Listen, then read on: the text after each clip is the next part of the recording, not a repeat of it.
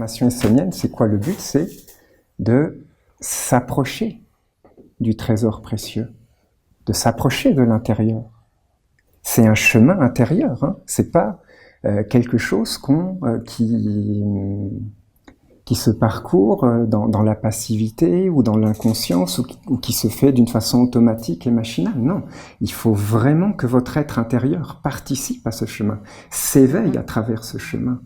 Voilà, il faut s'éveiller, s'activer de l'intérieur.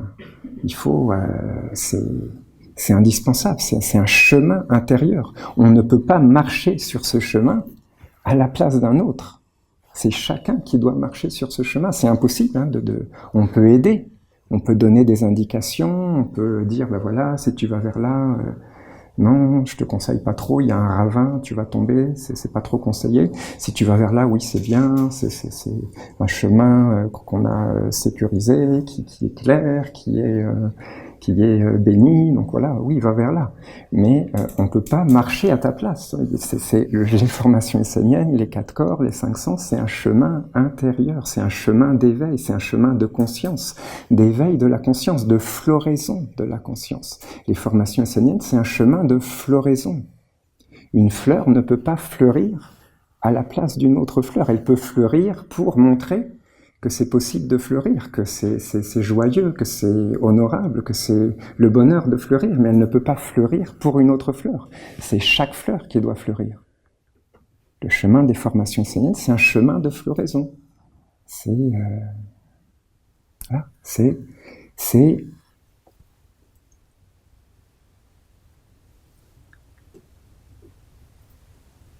trouver, par exemple, les 4 corps, c'est trouver le divin dans le feu, pour le corps de feu. C'est trouver le divin dans l'air, pour le corps d'air. C'est créer, c'est comme éveiller une substance intérieure invisible, un corps, une substance intérieure invisible, subtile, qui résonne, par exemple, avec le feu, qui est comme en correspondance, en résonance intérieure avec le feu. C'est trouver la vertu du feu qui résonne en toi, qui est active en toi, voilà, il s'agit pas, c'est pour ça on peut pas dire pour le corps de feu, c'est telle vertu. Ça dépend de chacun, c'est un travail intérieur, voilà, donc on est tous différents. On a tous des capacités différentes, des dons différents, et donc le chemin, il n'est pas le même pour chacun. Il y en a, ça va être, ils vont s'approcher du corps de feu de telle façon, par la prière, d'autres par la méditation, d'autres, ça va être d'autres méthodes, d'autres vertus. Mais l'essence, c'est ça, c'est de trouver une vertu qui est liée au feu, par exemple pour le corps de feu, et voilà, que ça résonne à l'intérieur, que ça emplisse l'intérieur, que ça, qui est comme une communication entre cette substance intérieure liée à cette vertu, avec l'élément feu, avec Dieu dans le feu, avec la lumière dans le feu. Et c'est la même chose pour l'air, pour l'eau, pour la terre, c'est pareil, hein, c'est le même processus, voilà. Pour l'eau, c'est différent, ce ne sera pas du tout les mêmes vertus que pour le feu, on est bien d'accord. Et pareil pour l'air, pour la terre, ce sera des vertus différentes à chaque fois. Ce sont des corps différents, des éléments différents, des visages de Dieu différents, des chemins différents.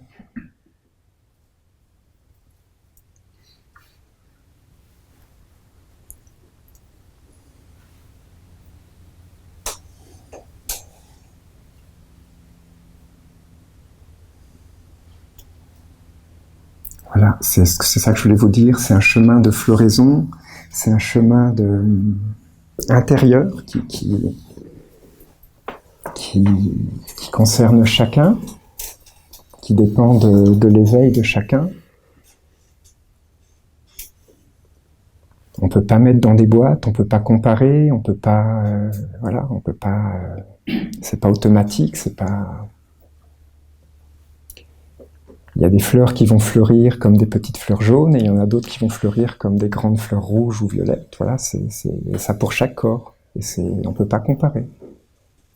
Il n'y a pas de comparaison à avoir. Il faut juste fleurir, c'est ça le but.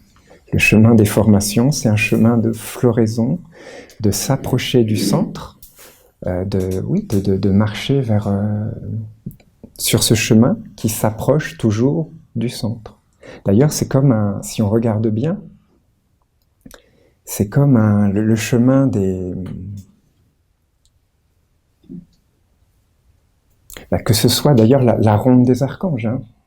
Les célébrations de la ronde des archanges, c'est quelque part, c'est le début de faire tourner cette roue. De faire tourner cette roue du Dharma, comme l'enseignait le Bouddha,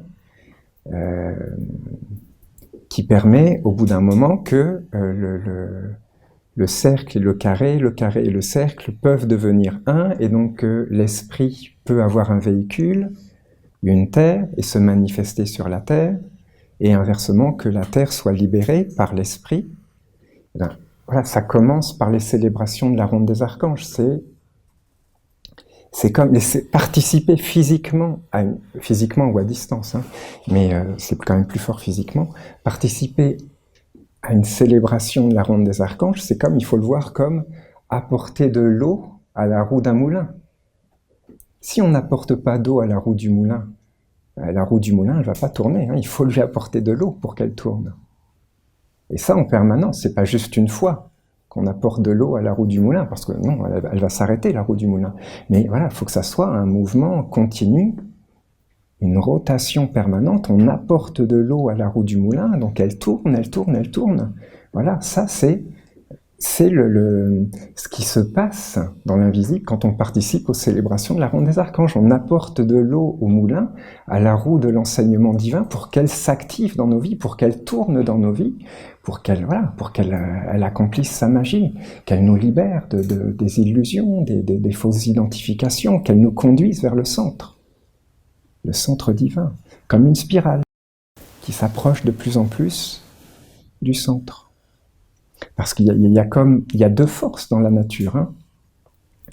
Il y a une force que les physiciens appellent la force centrifuge, ça nous éloigne du centre. Et si on est passif, si on est inactif, si on fait rien, inconscient, c'est ce qui se passe, hein. Regardez des humains qui vivent de cette façon, fatalement, voilà, ils sont amenés dans les périphéries. Ils sont éloignés du centre, de leur propre centre intérieur. Pour gagner le centre, c'est un effort, c'est une discipline, c'est un chemin, c'est un éveil, c'est le chemin de la ronde des archanges. Et les formations esséniennes, c'est comme un degré supérieur. Voilà, c'est les célébrations, participer aux célébrations de la ronde des archanges. Ça fait comme, ça amène de l'eau à la roue du moulin, ça fait tourner la roue. Mais les formations, voilà, ça amène beaucoup plus d'eau, ça amène encore plus d'eau. Ça active la roue du moulin, c'est comme un degré supérieur, ça la fait tourner, parce que ça va peut-être remuer dans les profondeurs, tu vas être confronté à des choses, ça va t'éveiller, voilà, ça active la roue du moulin, encore plus, ça l'active, ça la vivifie. Ça.